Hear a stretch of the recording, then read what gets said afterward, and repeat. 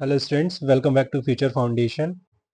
Last class में हमने section फार्मूले पर बात की एंड सेक्शन फार्मूले के अंदर इंटरनल डिवीजन को देखा और फिर एक टर्म पर डिस्कशन किया, linearly dependent vectors.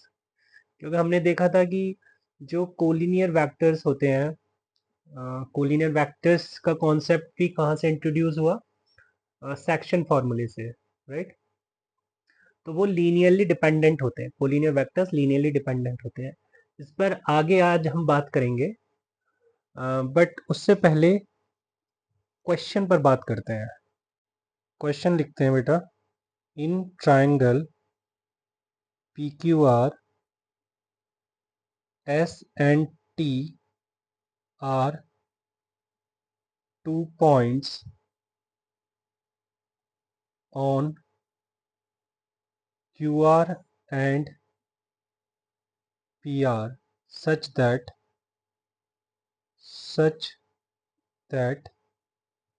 QS is equal to 3SR and PT is equal to 4TR. If M is point of intersection of PS and QT, find QM is to MT। ठीक है बच्चे, okay. एक triangle है PQR जिसके अंदर हमको S और T side QR और QT पर गिवन है, QR एंड PR पर गिवन है, सॉरी। ठीक है, अब जो पॉइंट S है QR पर गिवन है वो कुछ इस तरीके से गिवन है कि QS is equal to 3SR, means S is dividing QR in the ratio 3:1 और T PR पर गिवन है such that PT is equal to 4TR, मतलब 4:1 में T PR को इंटरनली डिवाइड कर रहा है। ठीक है, तो मैं एज्यूम करता हूँ P के लिए position vector null vector, Q के लिए Q वेक्टर एंड R के लिए R वेक्टर। ठीक है, इससे होगा क्या, मैं T और S के पोजीशन वेक्टर निकाल पाऊंगा। तो T के लिए बेटा पोजीशन वेक्टर आ गया 4R vector plus null vector upon 4+1। ठीक है, मतलब 4R वेक्टर बाय 5 इस T। तो T के लिए पोजीशन वेक्टर आ गया, right.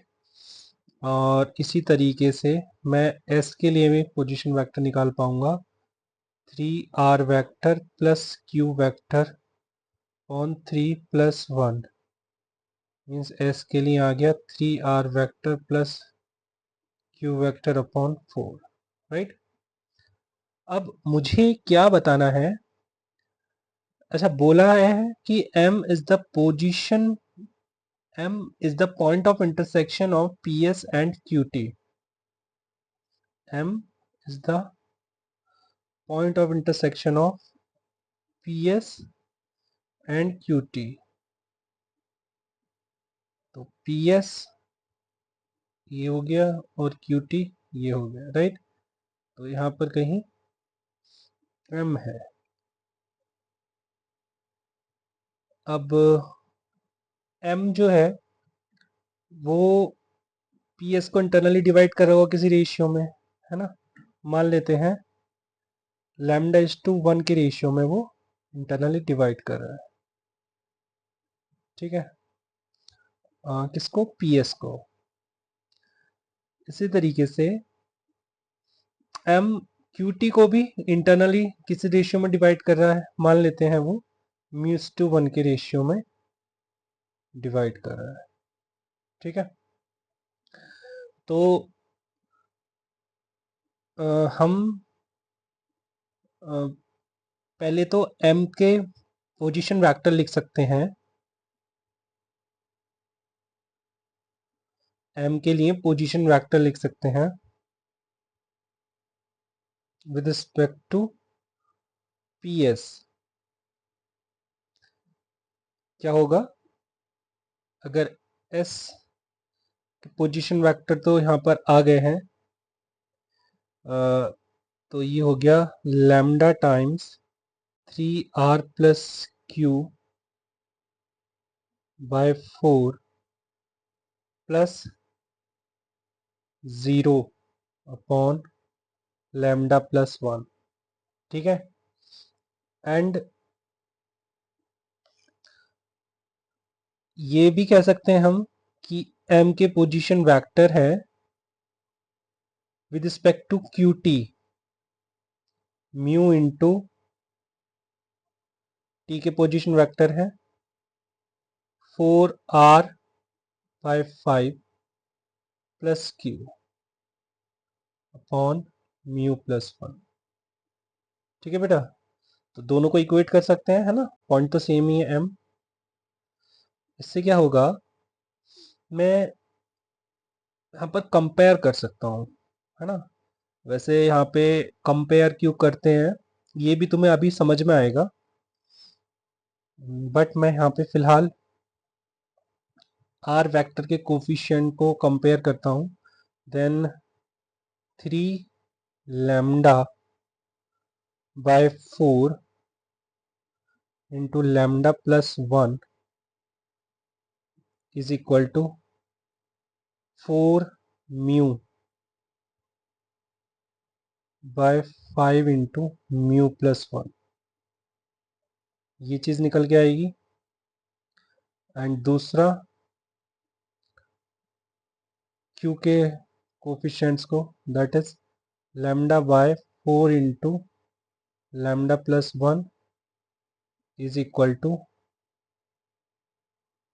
q 1 upon mu plus 1। Right, तो अगर मैं इन दोनों को की हेल्प लूँ तो क्या मिलेगा मेरे को, लैम्डा अपॉन 4 लैम्डा प्लस 1 की जगह में 1 अपॉन म्यू प्लस 1 रख देता हूँ, तो 3 upon mu plus 1 is equal to 4 mu upon 5 into mu plus 1। Mu plus 1 से म्यू प्लस 1 कैंसिल हो गया, राइट, तो 5 3 ज़ा 15, 15 इज इक्वल टू 4 म्यू आ गया। तो म्यू दिख रहा है मेरे को 15 बाय 4। ओके, तो m QT को किस रेशियो में डिवाइड करा है वो मेरे को मिल गया। शायद मेरे को इसी की ज़रूरत भी थी। बोला है ना कि QM इज टू MT बताइए, तो QM अपॉन MT,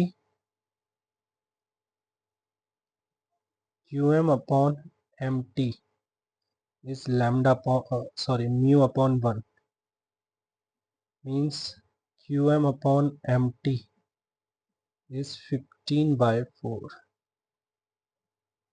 ये पता है। ठीक है बेटा, तो क्वेश्चन तो सॉल्व हो गया, है ना। और साथ के साथ हम यहाँ पे एक नोट लिख लेते हैं।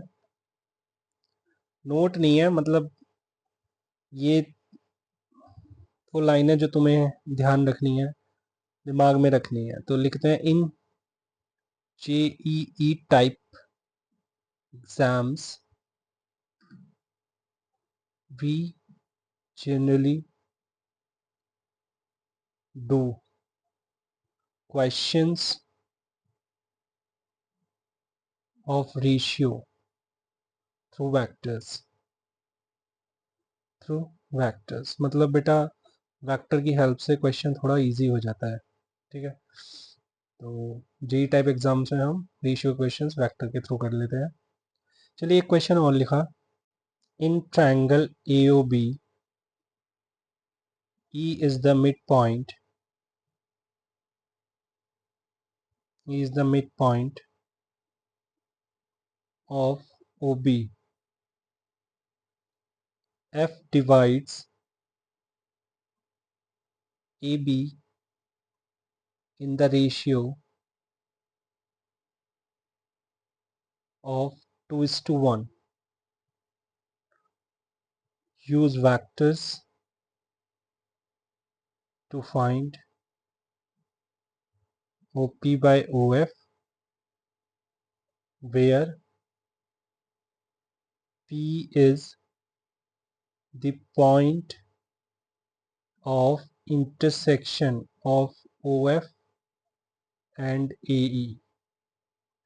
ठीक है भाई, क्या बोल रहे हैं वो? ट्रायंगल AOB है, तो पहले ट्रायंगल AOB बना लेते हैं। ठीक है, ट्रायंगल AOB बना लिया। AOB, ठीक है, चलिए पोजीशन वेक्टर भी दे देते हैं। O को दे दिया मैंने, नल वेक्टर दे सकते हो, कोई दिक्कत नहीं है। ठीक है, कुछ अगर नल वेक्टर देने का मन नहीं करा तो कोई और नाम दे दो। ठीक है, ABC कुछ भी दे सकते हो, उससे आंसर पे कोई फर्क नहीं पड़ेगा। हाँ, कहीं नल वेक्टर अगर हम एज्यूम करते हैं देन जो है चीज़ें थोड़ी सिंपल और ज़्यादा हो जाती है। चलिए, तो कह रहे हैं कि E is the mid point of OB। E mid point है, मतलब 1:1 के रेशियो में डिवाइड कर रहा है, तो E के पोजीशन वेक्टर भी मेरे को मिल गए, B वेक्टर बाय 2, है ना। F divides AB in the ratio of 2:1, तो F 2:1 के रेशियो में डिवाइड कर रहा है, तो F के पोजीशन वेक्टर भी मिल गए मेरे को, that is 2B vector plus A vector by 2 + 1, right. अच्छा, फाइंड OP बाय OF। OP by OF where P is the point of intersection of OF and AE। तो जैसे लास्ट क्वेश्चन में हमने किया ना, इसमें भी मुझे वैसे ही करना है। ठीक है, चलिए, तो P is the point of intersection, तो P लिख देते हैं यहाँ पे। तो AE को P डिवाइड कर रहा है, मान लीजिए λ/1 में। A के लिए A वेक्टर एंड E के लिए हमने P वेक्टर बाई 2 लिखा। ठीक है, तो P के पोजीशन वेक्टर आ जाएंगे λ/B vector by 2 plus A vector upon λ+1, right. And also अगर बात करें तो OF की, OF को भी P डिवाइड कर रहा है, किस रेशियो में? μ/1 के रेशियो में। F के पोजीशन वेक्टर हैं 2B vector plus A vector by 3, and O के लिए तो नल वेक्टर गिवन है, तो यहाँ से बेटा P के पोजीशन वेक्टर मिलेंगे मुझे mu times 2B vector plus A vector by 3 plus 0 upon μ+1। ठीक, तो मैं P को तो इक्वेट कर दूंगा, मतलब λ/B vector by 2 plus A vector upon λ+1 से किसको इक्वेट कर दूंगा? μ/3 into 2B vector plus A vector upon μ+1 के साथ। ठीक है, तो अगेन कंपेयर करूँगा A वेक्टर और B वेक्टर कोफिशिएंट्स को, तो ये A वेक्टर कोफिशिएंट को कंपेयर किया तो 1/λ+1 किसके बराबर दिख रहा है? μ/3 इंटू μ+1 के, एंड B वेक्टर के कोफिशिएंट की बात करें तो λ/2 इंटू λ+1 इसके बराबर दिख रहा है 2μ/3 इंटू μ+1 के, राइट। तो बेटा यहाँ से 1 अपॉन सॉरी ये mu upon 3 into mu plus 1 को कंपेयर, मतलब जस्ट एक दूसरे की हेल्प लेकर काम निकालना है अपना। तो mu upon 3 into mu plus 1 की जगह मैं क्या पुट कर देता हूँ, 1 अपॉन लैम्डा प्लस 1। ठीक, तो ऑन लैम्डा प्लस 1 ये कैंसिल हो गया, तो बेटा लैम्डा आ गया यहाँ से 4, राइट। तो जरा कोई बताएगा मुझे, तो बेटा यहाँ पर तो मुझे अगर O P by O F की ज़रूरत है, देन मुझे म्यू की ज़रूरत है, तो म्यू निकाल लूँगा लैम्डा की हेल्प से, राइट। तो 1 upon 4 plus 1 is equal to mu upon 3 into mu plus 1। तो ये आ गया 5 mu is equal to 3 mu plus 3, right. तो 2 म्यू इज इक्वल टू 3, मतलब mu is equal to 3/2। Okay, so ये आ गया O P by P F, O P by P F is mu upon 1, है ना। तो O P by P F is 3/2, right. तो मुझे एक्चुअली में चाहिए O P by O F चाहिए, ठीक है। तो ओ एफ तब आएगा जब ओ पी के साथ पी एफ ऐड होगा, राइट। पी एफ ऐड होगा ओ पी के साथ, ठीक है। और पिक्चर में पी एफ नहीं, सिर्फ रहना है ओ पी। तो पहले मैं क्या करता हूँ, रेसिप्रोकल लेता हूँ। तो रेसिप्रोकल अगर मैंने लिया, that is P F upon O P किया, तो ये 2/3 दिखेगा। और अगर मैं 1 ऐड कर दूं बोथ साइड्स, तो P F plus O P by O P is equal to 2 plus 3/3 ये रहेगा। And P F plus O P क्या हो जाएगा, O F. O F by O P is 5/3 और O P by O F हो जाएगा 3/5। ठीक है बेटा, शायद मुझे इसी की ज़रूरत थी। And 3/5 is the answer. चलिए, अब हम बात करेंगे linearly dependent and linearly independent vectors पर। चलिए तो हेडिंग डालते हैं। तो चलिए बेटा, पहले इसमें लिखते हैं हम लीनियर कॉम्बिनेशन। लीनियर कॉम्बिनेशन क्या होता है ना, या लीनियर कॉम्बिनेशन ऑफ वेक्टर्स। पहले थोड़ा इसको समझते हैं। तो इसमें लिखते हैं if V vector is equal to λ1 λ1 vector, sorry λ1 a1 vector plus λ2 a2 vector plus λ3 e3 vector plus and so on up to λn en vector, right. Then this v vector is called linear combination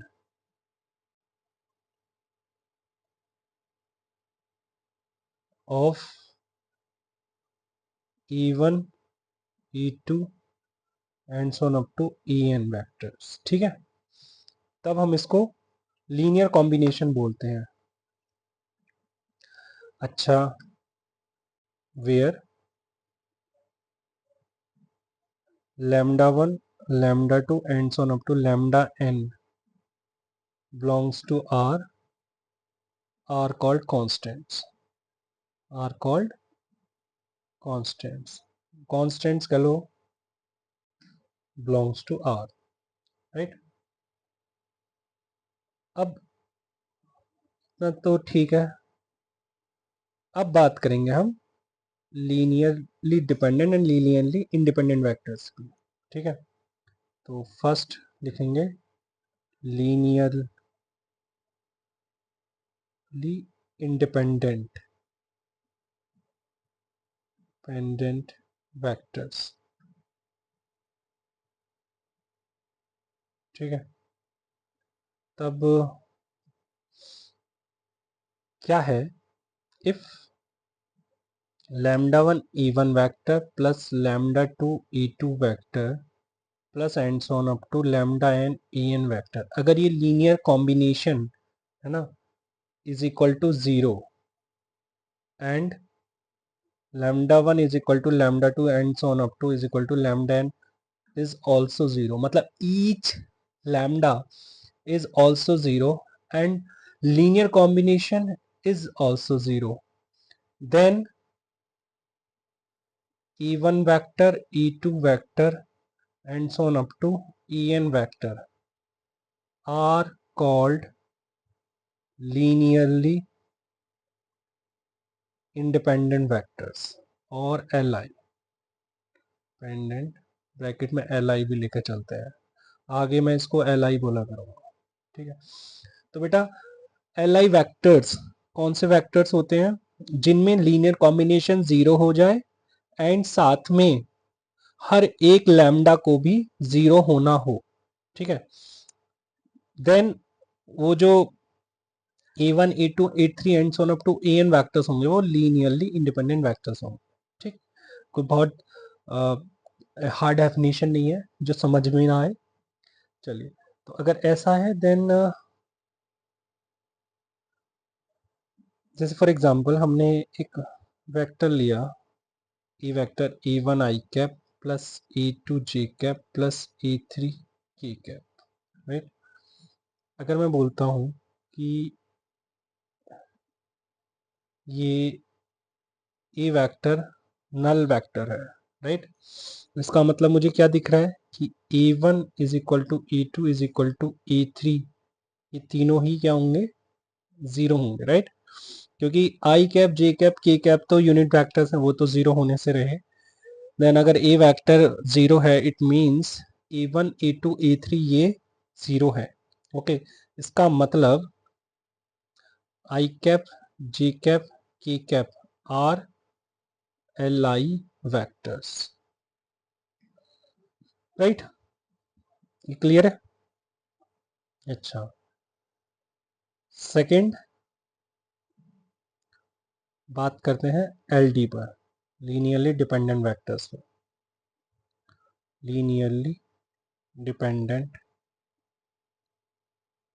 vectors क्या है, if lambda one E one vector plus lambda two E two vector plus and so on up to lambda N E N vector is equal to zero and lambda 1 plus lambda 2 and so on up to lambda n is equal to 0 but lambda 1 comma lambda 2 and so on up to lambda n not all zeros, then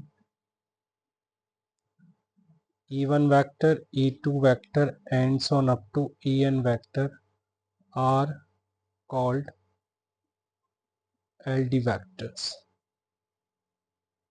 right।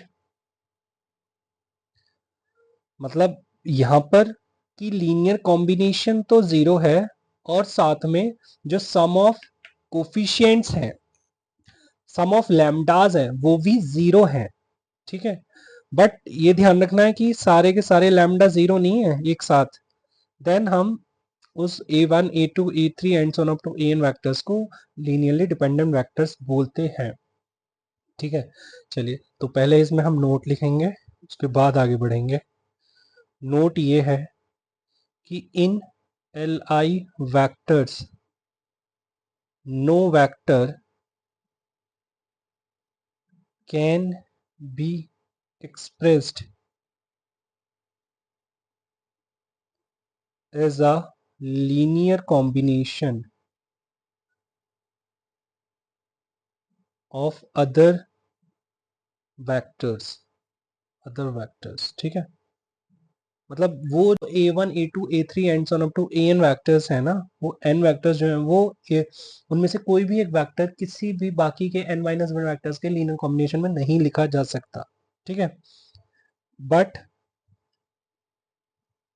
But in LD vectors या linearly dependent vectors, at least one vector can be expressed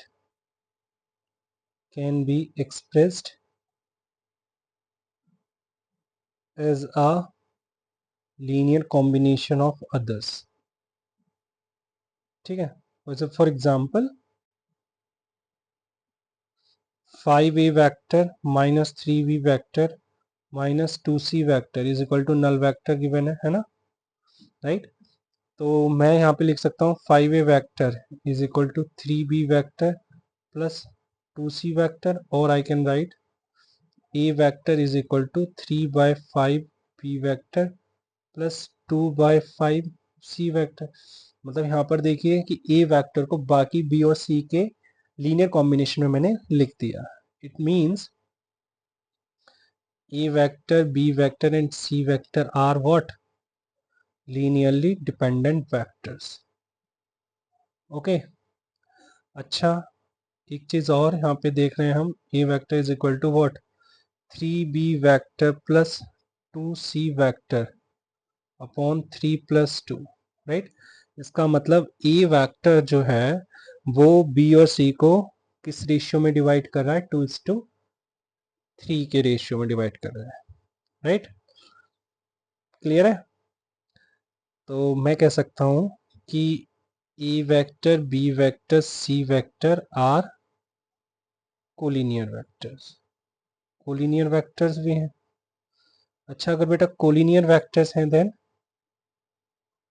a vector, b vector, c vector are coplanar vectors. Coplanar vectors, ठीक है। अच्छा, मैं ये कहूँगा कि जो collinear vectors होते हैं वो लीनियरली डिपेंडेंट वेक्टर्स होते हैं, ठीक है। हम ऐसा बोल सकते हैं ना, राइट। चलिए, इतनी बात समझ आती है, आगे चलें। नेक्स्ट पॉइंट, नोट में ही next point, if a vector and b vector are two non-zero and non-collinear vectors, then they are linearly independent vectors। बेटा दो वेक्टर हैं और वो नॉन कोलिनियर है, इसका मतलब वो लीनियरली इंडिपेंडेंट वेक्टर्स है, क्योंकि कोलिनियर वेक्टर्स तो लीनियरली डिपेंडेंट होते हैं, ठीक। Point number 3, I cap, J cap and K cap are linearly independent vectors, ठीक है। I cap, J cap and K cap are linearly independent vectors. तो यहां पर हम देख भी रहे हैं कि भाई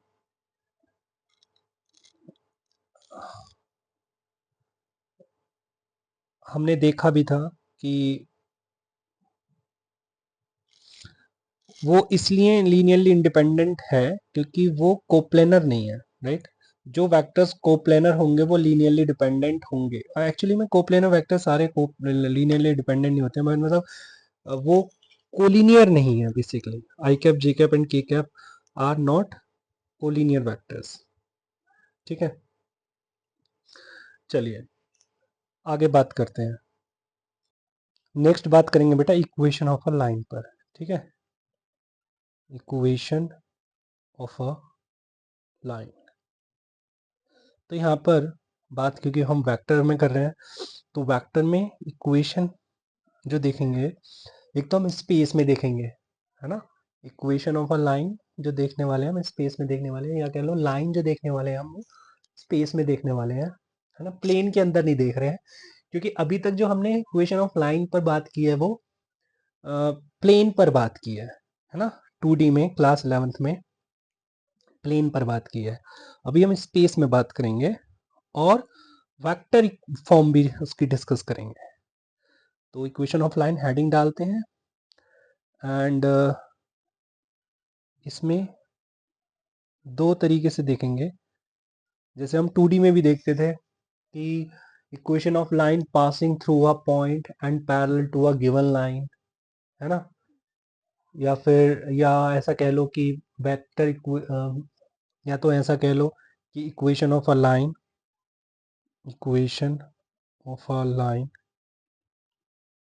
passing through a given point and parallel to a given line, given vector कह लीजिए। तो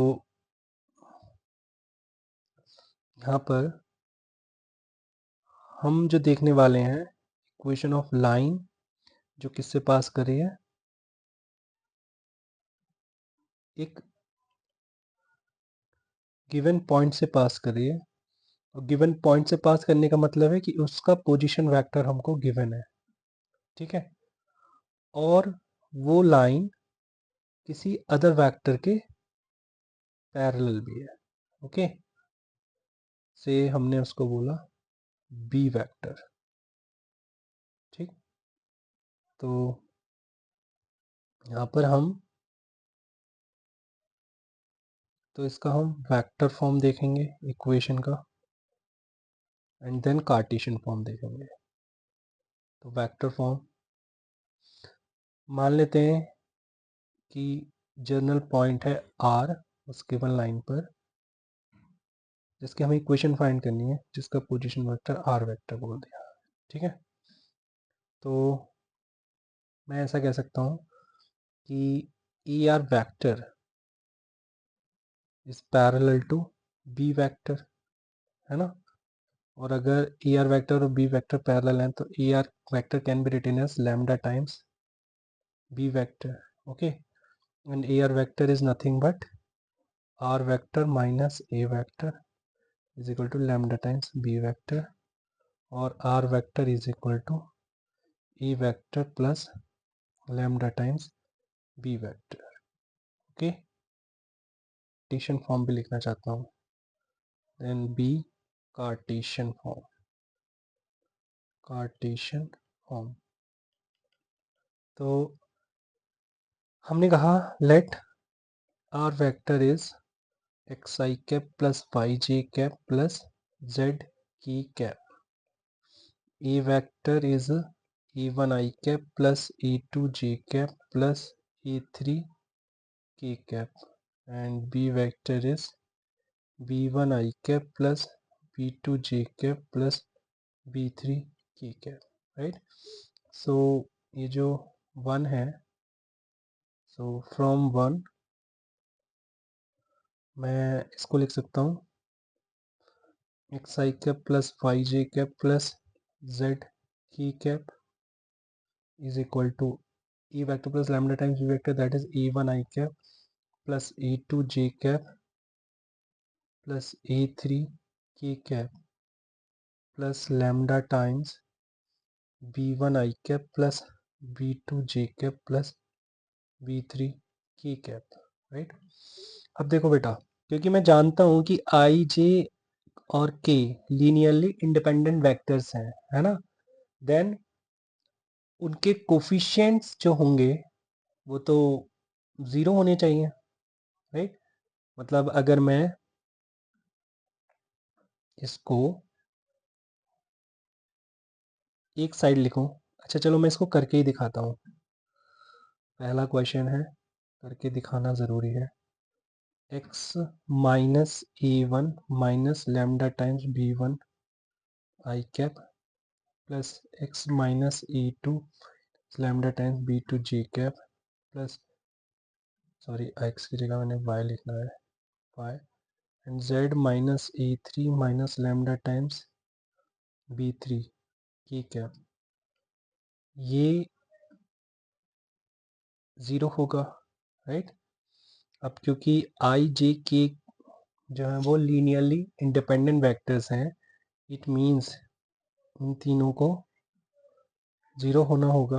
means x minus a one minus lambda times b one is equal to zero, x minus a two minus lambda times b two is equal to zero, x minus a three minus lambda times b three is equal to zero. मतलब L I के case में ऐसा होता है। Means मैं यहाँ से बोल सकता हूँ कि x minus a one upon b one is equal to lambda is equal to, अच्छा ये y है यार, सॉरी बार बार मैं लिख देता हूँ, और ये थर्ड z है, and y minus a two upon b two is equal to z minus a three upon b three, right. तो बेटा जी अगर लैम्डा की बात करें तो लैम्डा तो इन तीनों के बराबर है, तो x minus a one upon b one is equal to y minus a two upon b two is equal to z minus a three upon b three, ठीक है। So this is Cartesian form, right. चलिए, तो ये तो रही बेटा first type की बात, जब इक्वेशन ऑफ लाइन हम देख रहे हैं जो लाइन गिवन पॉइंट से पास कर रही है और किसी गिवन वेक्टर के पैरेलल है। Second, equation of line passing through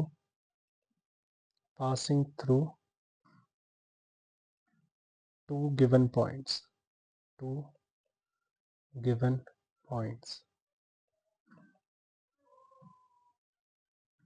okay. जैसे कि लाइन है ए से बी से पास कर रही है, तो ए बी यहाँ वेक्टर में ए पॉइंट गिवन होने का मतलब है उसके पोजीशन वेक्टर गिवन है, और मैंने जैसे पहले एक जनरल पॉइंट आर लिया था, है ना। जैसे 2D में हम एक्स वाई जेड नहीं रखते हैं जनरल पॉइंट, वहाँ से यहाँ पे आर है जिसका पोजीशन वेक्टर आर वेक्टर है, ठीक। तो मैं बोल सकता हूँ कि A R vector is equal to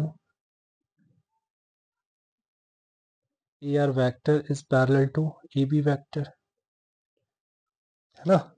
ऐसा तो बोल सकता हूँ ना, या चलो पैरेलल की छोड़ो, here A R vector and A B vector are collinear vectors, है ना। तो A R vector is equal to lambda times A B vector. बेटा कोलिनियर हो तो भी वो पैरेलल तो है ना, तो A R vector is equal to lambda times A B vector, तो R vector minus A vector is equal to lambda times B vector minus A vector, right.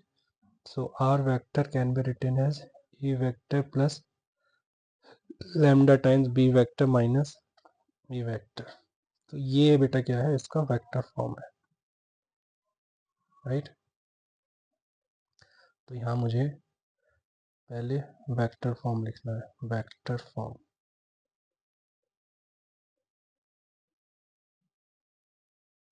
अब इसका कार्टेशियन फॉर्म डिस्कस करते हैं। Second, Cartesian form. So let R vector is equal to X I cap plus Y J cap plus Z K cap, A vector is equal to A one I cap plus A two J cap plus A three K cap, and B vector is equal to B one I cap plus B two J cap plus B three K cap, right. तो मैं बोल सकता हूँ कि x आई cap plus Y जे cap plus Z की cap is equal to A one I cap plus e2 j cap plus e3 k cap plus lambda times b1 minus e1 I cap plus b2 minus e2 j cap plus b3 minus e3 k cap। Okay, तो अब वही बात आ गई ना फिर से बेटा कि आई जे के लीनियरली इंडिपेंडेंट वेक्टर्स हैं, देन मैं क्या करने वाला हूँ, इक्वेट करने वाला हूँ मैं। ठीक है, अब वो इक्वेट क्यों कर रहा हूँ ये लास्ट क्वेश्चन से समझ आ गया होगा। इन फ्यूचर मैं आगे भी करूँगा, मतलब आगे भी करूँगा। ठीक है, तो समझ जाना कि मैं इक्वेट ऐसे क्यों करता हूँ। बेसिकली इक्वेट करने का रीज़न क्या होता है ना। रीज़न है लीनियरली इंडिपेंडेंट वेक्टर्स। तो x is equal to a1 plus lambda times b1 minus a1, y is equal to e2 plus lambda times b2 minus e2, z is equal to e3 plus lambda times b3 minus e3।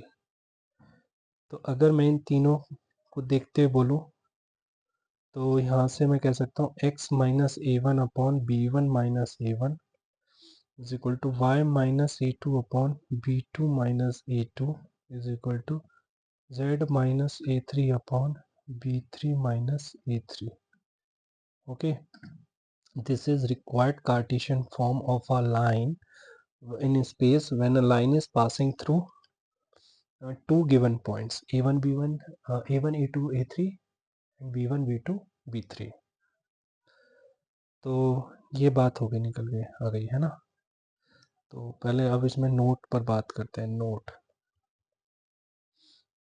Note है बेटा, first parametric coordinates, parametric coordinates of a line are e1 plus lambda times b1, e2 plus lambda times b2 and e3 plus lambda times b3। ठीक है, अब मैं तुमको one में ले जाता हूँ। ये देखिए यहाँ पर, ये देख रहे हैं आप, जब लाइन गिवन पॉइंट से पास करती है और पैरेलल होती है गिवन वेक्टर के, देन मैं कार्टेशियन फॉर्म ऐसे लिख सकता हूँ। ठीक है, तो यहाँ से आप देखिए कि लैम्डा को इक्वेट कर रहा हूँ मैं इससे, और कर रहा हूँ इससे, और ये कर रहा हूँ इससे। ठीक है, तो अगर मैं लैम्डा b1 की मल्टीप्लाई लैम्डा के साथ कर देता हूँ तो x मेरे को क्या दिखेगा, a1 plus lambda times b1 दिखेगा नहीं। इसी तरीके से y एंड इसी तरीके से z। तो पैरामेट्रिक कोऑर्डिनेट्स का मतलब है जनरल कोऑर्डिनेट्स। काफ़ी हेल्पफुल होंगे ये क्वेश्चन करने में, आगे देखेंगे कब इनकी ज़रूरत होगी। Second point, equation of a line, जिस पर मैंने अभी भी बात की है, इसको हम कभी कभी ऐसे दिखा देते हैं। देखना बेटा कैसे दिखाते हैं, ऐसे एक्स वाई जेड ब्रैकेट में यूज लिखा is equal to A one a two a three की लाइन इस पॉइंट से पास कर रही है plus lambda times b one b two b three, और बी वन बी वैक्टर के पैरेलल है। ठीक है, इस तरीके से दिखा देते हैं। फॉर एग्जांपल, अगर मैंने लिखा x y z is equal to 257 plus lambda times 1 2 3, समझ जाना कि ये 1 2 3 के पैरेलल है ये लाइन, और 257 से पास कर रही है। तो इसका अगर मैं कार्टेशियन फॉर्म लिखूं तो ऐसे लिखूंगा, x minus two upon one is equal to y minus five upon two is equal to z minus seven upon three. ठीक है, तो वो एग्जाम्पल वन। ठीक, एग्जाम्पल टू, अगर कार्टेशियन फॉर्म ऐसे गिवन है x minus two upon zero is equal to y minus one upon minus one is equal to z plus three upon three, तो इसको ऐसे लिख सकते हैं हम, x y z is equal to 2 1 minus 3 plus lambda times 0 minus 1 3. I hope you are getting what I want to say, right? या फिर इसे वेक्टर फॉर्म में प्रॉपर दिखा दो, एक्स वाई जेड की जगह आर वेक्टर लिख दो और इधर 2 1 minus 3 की जगह 2 आई कैप प्लस जे कैप माइनस 3 के कैप प्लस लैम्डा टाइम्स 0 आई कैप माइनस जे कैप माइनस सॉरी प्लस 3 के माइनस जे कैप प्लस 3 के कैप। ठीक है, ऐसे दिखा सकते हैं। अब जैसे क्वेश्चन है कि लेट L1 मतलब line 1 is given by r vector is equal to lambda times 3 minus 1 1 and line 2 given by r vector is equal to 2 0 0 plus mu times minus 6 2 minus 2. ठीक, find point of intersection for L1 and L2। तो देखिए बेटा, बातों बातों में हमने एक question लिख दिया और पॉइंट ऑफ इंटरसेक्शन हमें फाइंड करना है इसके अंदर। मतलब क्वेश्चन में दो लाइन गिवन है और बोला है कि इनका पॉइंट ऑफ इंटरसेक्शन बताओ अगर एग्जिस्ट करता है तो। ठीक है, तो देखो बेटा, सबसे पहले आप क्या करेंगे, पैरामेट्रिक कोऑर्डिनेट्स निकालेंगे। ठीक है, तो लिख लेते हैं finding parametric coordinates. Parametric coordinates for L1 and L2, line 1 और लाइन 2 के लिए। तो L1 के लिए पैरामेट्रिक कोऑर्डिनेट्स क्या आ गए बेटा, ए वेक्टर तो L1 के लिए 0 है गिवन, तो 3 लैम्डा माइनस लैम्डा और लैम्डा ये आ गए। और L2 के लिए आ गए 2 minus 6 mu comma 2 mu comma minus 2 mu, right. अब देखो, अगर दो लाइन है, अगर वो इंटरसेक्ट करती हैं तो ऑब्वियस सी बात है कि जो हमने L1 के लिए पैरामेट्रिक कोऑर्डिनेट निकाला है और वो जो L2 के लिए निकाला है, और अगर तुम्हें इंटरसेक्शन पॉइंट देखना है तो दोनों पैरामेट्रिक कोऑर्डिनेट सेम होने चाहिए, है ना। मींस कि अगर लाइन इंटरसेक्ट करती हैं then if L1 and L2 intersect then what, 3 lambda comma minus lambda comma lambda is equivalent to 2 minus 6 mu comma 2 mu comma minus 2 mu, means 3 lambda इसके equivalent होना चाहिए 2 minus 6 mu के, right. मतलब 3 lambda plus 6 mu is equal to 2 होगा and 2 mu is equal to minus lambda होना चाहिए, right. And lambda is equal to minus 2 mu होना चाहिए, okay. 2 mu is equal to minus lambda and minus lambda is equal to minus 2 mu, right. तो अगर मैं इन दोनों से बात करता हूँ देन मुझे क्या मिलेगा, that is minus 2 mu, okay, is equal to minus 2 mu। मतलब ये तो एक इसके लिए तो सेम है, तो इससे तो मतलब दोनों रिजल्ट मतलब सेम ही आ रहा है। तो एक काम करते हैं, इसको ना इसको और इसको सॉल्व करते हैं। ठीक है, तो देखते हैं 3 लैम्डा और 6 म्यू की जगह हम -3 लैम्डा बोलते हैं इज इक्वल टू 2, मतलब 0 इज इक्वल टू 2। क्या भी 0 इज इक्वल टू 2 पॉसिबल है क्या? मतलब नॉट पॉसिबल, किसी भी लैम्डा और म्यू के लिए पॉसिबल नहीं है। इसका मतलब no lambda and mu are possible for given lines. इसका मतलब ये लैम्डा और म्यू पॉसिबल कब नहीं है, मतलब क्यों पॉसिबल नहीं है? मतलब ये पॉसिबल उस केस में नहीं है जब हम इन दोनों को इक्वेट कर रहे हैं, राइट? मतलब हम अगर चाह रहे हैं कि इनको इक्वेट करना, देन वो इक्वेट नहीं हो पा रहे हैं। ओके, मतलब ये इक्वेट हम नहीं कर सकते किसी भी लैम्डा और म्यू के लिए, ठीक है? तो मतलब ये ठीक नहीं है, ये बोलना ठीक होगा कि we can't equate parametric coordinates for any real lambda and mu. Okay, then lines are not intersecting.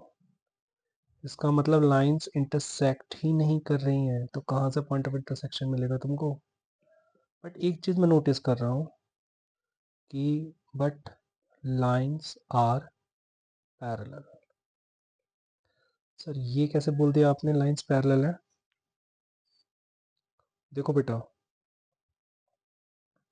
ये देख रहे हैं हम कि ये जो बी वेक्टर है जिसके पैरेलल है L1, और ये जो बी वेक्टर है जिसके पैरेलल है L2, ये सेम प्रोपोर्शन में है। मतलब मैं यहाँ पर ही बोल दूँ कि ऐसे यहाँ से इन दोनों से कि 3/-6 और -1/2 और 1/-2 की बात करें तो हमें 3/-6 किसके बराबर मिलेगा? -2, और -1/2 के, सॉरी, एंड -1/2 किसके बराबर दिखेगा? 1/-2 के। तो कहने का मतलब है कि 1/2 is equal to 1/2 is equal to 1/2, ये दिख रहा है ना? अगर सेम प्रोपोर्शन में होते हैं, राइट, ये सेकंड वेक्टर जो लिखा होता है, देन हम कह सकते हैं लाइंस आर पैरेलल। ठीक, इसको 3D में आगे और डीप में देखेंगे, बट इतना ही डीप में देखना भी काफ़ी होगा क्वेश्चन को सॉल्व करने के लिए, ठीक है? चीज़ सेम ही रहेगी। तो चलिए बेटा, इस क्लास में इतना ही रखते हैं, मिलते हैं नेक्स्ट क्लास में। तब तक के लिए bye bye, take care, thank you बच्चों।